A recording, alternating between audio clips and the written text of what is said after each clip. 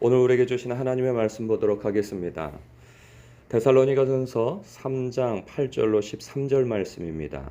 생명의 샘가 2월 18일 금요일 말씀, 데살로니가를 방문하려는 마음, 함께 읽겠습니다. 그러므로 너희가 주 안에 굳게 선즉 우리가 이제는 살리라. 우리가 우리 하나님 앞에서 너희로 말미암아 모든 기쁨으로 기뻐하니 너희를 위하여 능히 어떠한 감사로 하나님께 보답할까. 주야로 심히 간구함은 너희 얼굴을 보고 너희 믿음이 부족한 것을 보충하게 하려 함이라. 하나님 우리 아버지와 우리 주 예수는 우리 길을 너희에게로 갈 수 있게 하시오며 또 주께서 우리가 너희를 사랑함과 같이 너희도 피차간과 모든 사람에 대한 사랑이 더욱 많아 넘치게 하사 너희 마음을 굳건하게 하시고 우리 주 예수께서 그의 모든 성도와 함께 강림하실 때 하나님 우리 아버지 앞에서 거룩함에 흠이 없게 하시기를 원하노라. 아멘.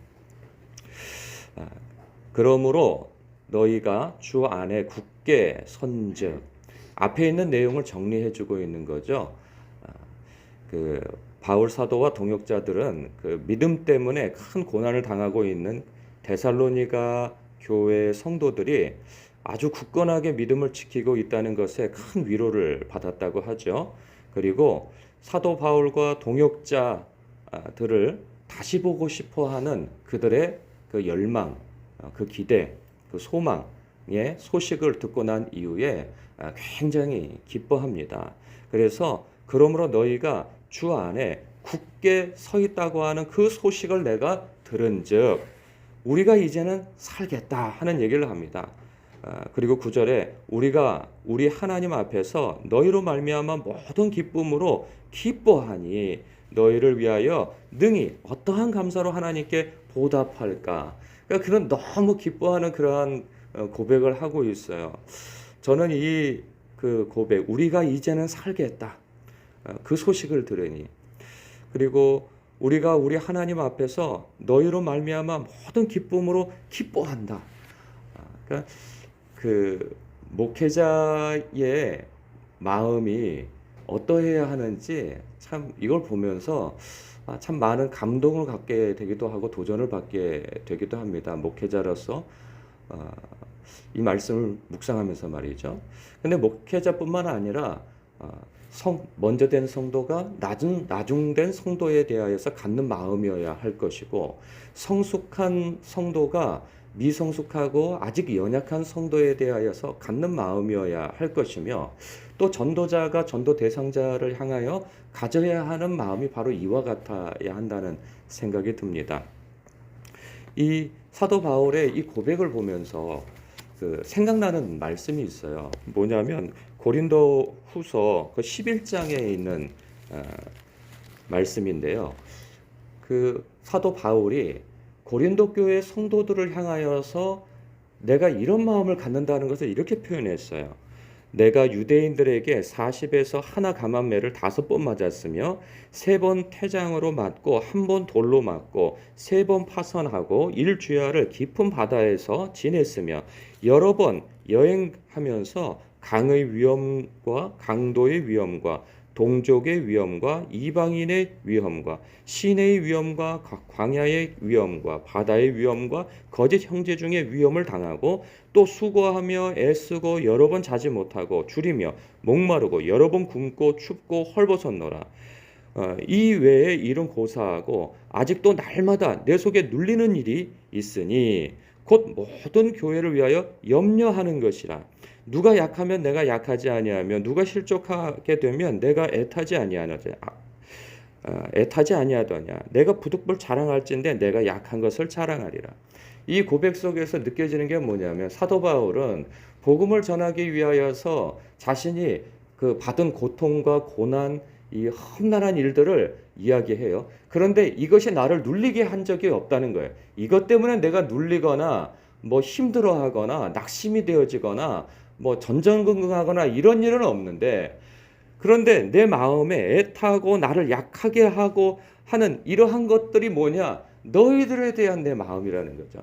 그러니까 성도들이 이렇게 힘들어하고 신앙이 약해지고 하면 그것 때문에 나도 정정건강해서 약해지고, 당신들이 신앙이 있어서, 예수 믿는 신앙이 있어서 굳건해지고 서로 사랑하고 그런 건강한 신앙생활 가운데서 세워져 가고 있는 모습을 본다면, 그 소식을 듣는다면 나는 그것 때문에 기쁘고 즐거워한다는 거죠. 그것 때문에 내가 살 것 같다는 그 얘기를 하는 거예요. 참 이걸 보면서 그런 생각이 들어요. 이런 마음은 이 사랑을 많이 하면 할수록 이런 마음이 드는 거죠. 관심 없는 사람에게 이런 마음이 들지 않는 거죠. 그래서 내 목회 가운데에서 성도들을 향하여서 이런 마음이 늘 있어야 되겠다. 그래야 목회가 되어지는 것이지, 오면 오는가 보다, 가면 가는가 보다, 그의 신앙이 떨어지면 떨어지는가 보다, 하나님께서 알아서 해주시겠지 하는 이런 마음 상태로는 안 된다 하는 그러한 생각을 더욱 갖습니다. 참으로 목사가 성도들 향하여서 어떤 마음을 가져야 하는가, 그리고 성도는 또 이 먼저 된 성도들은 연약한 성도들에 대해서 어떤 마음을 가져야 하는가, 서로가 또 어떤 마음을 가져야 되는가, 믿음 안에서 이것을 깊이 생각하게 할 만한 그런 고백이 아닐 수 없습니다. 그러면서 사도 바울은 그 하나님 앞에 간구하죠. 그 간구의 내용이 데살로니가 교회 성도들에 대한 간구이기 때문에 그것을 지면에 이렇게 보여주면서 내가 당신들을 위해서 이렇게 하나님 앞에 간구합니다라고 이렇게 표현하고 있어요. 그래서 10절에 보니까 주야로 심히 간구함은 너희 얼굴을 보고 너희 믿음이 부족한 것을 보충하게 하려 함이라. 하나님 우리 아버지와 우리 주 예수는 우리 길을 너희에게로 갈 수 있게 하시기를 바란다 하는 그 마음을 담아서 간구하고 있다는 거예요. 그래서 참 사도 바울이 이야기하는 것처럼 너희 얼굴을 보고 너희 믿음이 부족한 것을 보충하게 하려 함이라 하는 것처럼, 우리가 서로 전화하고 그리고 만나고 같이 식사하고 대화를 나누고 하는 그러한 것들이 바로 이러한 목적이어야 할 것이라는 생각이 더욱 듭니다. 믿음이 부족한 것을 보충하게 하는 거죠. 그러니까 내가 누구를 가르친다 하는 의미보다는 이 서로 격려하는 거죠. 믿음을 격려하고 북돋아주는 만남을 갖는 것이 참 중요하다는 것입니다.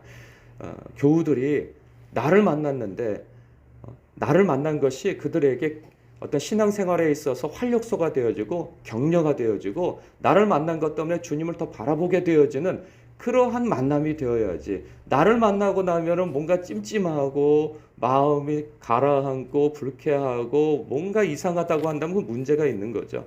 그래서 우리가 누군가를 만나고 하는 것은 그래서 참 만나기 전에 먼저 기도해야 할 필요가 꼭 있다는 생각입니다. 만나기 전에 하나님 앞에 우리의 만남이 선한 만남이 되게 하옵시고, 참으로 그를 만났을 때 내가 무슨 말을 해야 할지 또 어떤 태도를 해야 할지 주님 성령님께서 함께 하여 주옵소서, 그리고 저에게 지혜를 주옵소서, 그런 기도와 함께 만남이 있어야 된다는 생각을 갖습니다.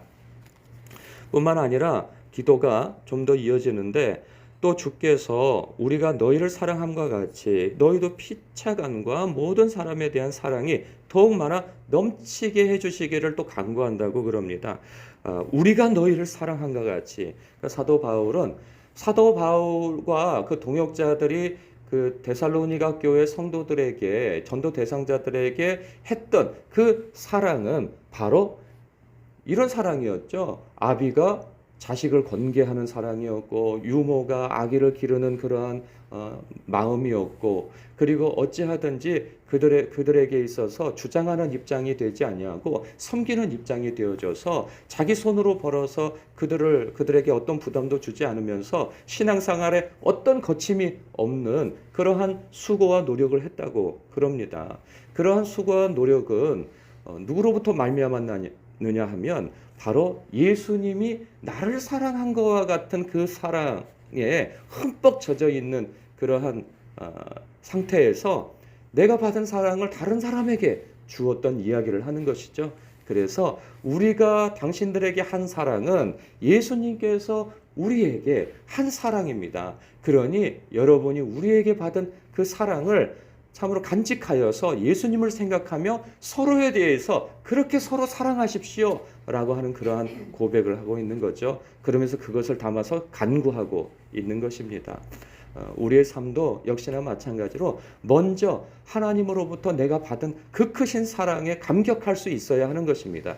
그 크신 사랑에 감격할 수 있는 사람이 다른 사람에게 대하여서 사랑을 나눠줄 수 있는 그러한 여력이 있는 것이죠. 그렇지 않으면 사랑하는 것 자체가 짐이 되어져 버립니다. 그래서 많이 사랑받은 사람이 다른 사람을 또 많이 사랑해 줄 수 있는 것입니다.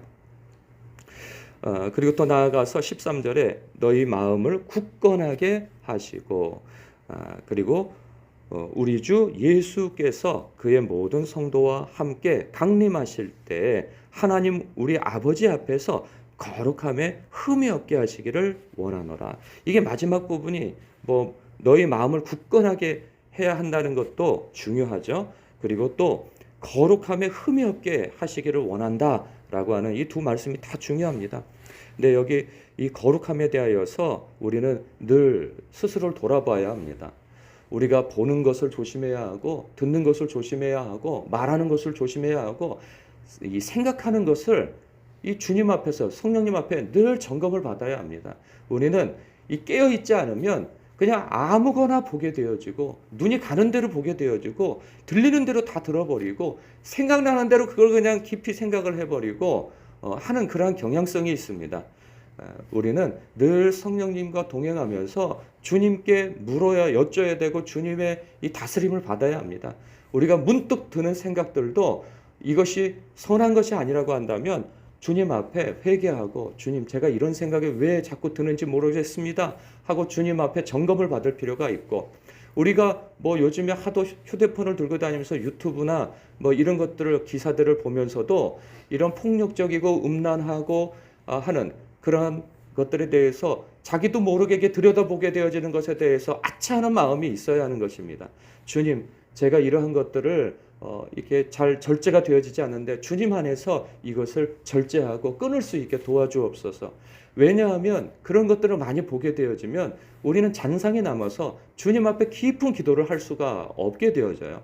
그렇기 때문에 영상이나 혹은 어떤 듣는 것에 대하여서 우리는 아주 조심할 필요가 있어요. 기도 생활을 하지 않는 사람들의 이런 것들에 대해서 전혀 아무런 꺼리낌이 없죠. 그러나 하나님 앞에 깊은 기도 생활을 하고 그 하나님의 음성에 귀를 기울이고 하나님께서 주시는 이상을 기대하는 그러한 사람들로서는 이런 보고 듣는 것에 대해서 엄청 방해를 받습니다. 이 잔상들 때문에. 그렇기 때문에 주님 앞에 늘 점검을 받아야 합니다. 내가 무엇을 봐야 하고 무엇을 보지 말아야 할 것인지 사실 기도하는 사람들은 그냥 그걸 직감적으로 알게 되어져요. 그래서 늘 하나님께서 거룩하시니 우리 주님께서 거룩하시니 우리도 거룩하여 주님의 음성과 주님의 인도하심을 받는데 어떠한 장애물이 우리에게 있지 않도록 늘 스스로를 점검하는 것이 꼭 필요하다는 것입니다. 이것이 가능할 때 13절 처음 부분에 너희 마음을 굳건하게 하시고 우리 마음이 이것이 돼야 굳건해질 수 있는 거예요. 우리의 삶에 거룩함이 없다면 주님 앞에 순전하게 나아갈 수가 없는 것이고 주님 앞에 순전하게 나아가서 깊은 기도와 말씀으로 내 자신이 주님 앞에 세워지지 않는다면 어떤 사람도 그 신앙이 굳건해질 수가 없는 것입니다. 그렇기에 오늘도 이 사도 바울의 이 성도들을 향한 당부처럼 서로가 서로에 대하여서 이 격려가 되고 위로가 되어지는 만남을 갖고 또 서로에 대해서 그리스도의 사랑을 나눌 수 있는 만남을 가지며 주님께서 거룩하시니 우리도 거룩하기 위한 영적인 몸부림과 그 속에서 굳건한 신앙을 세워가는 여러분 되시길 주님의 이름으로 축복합니다. 기도하겠습니다.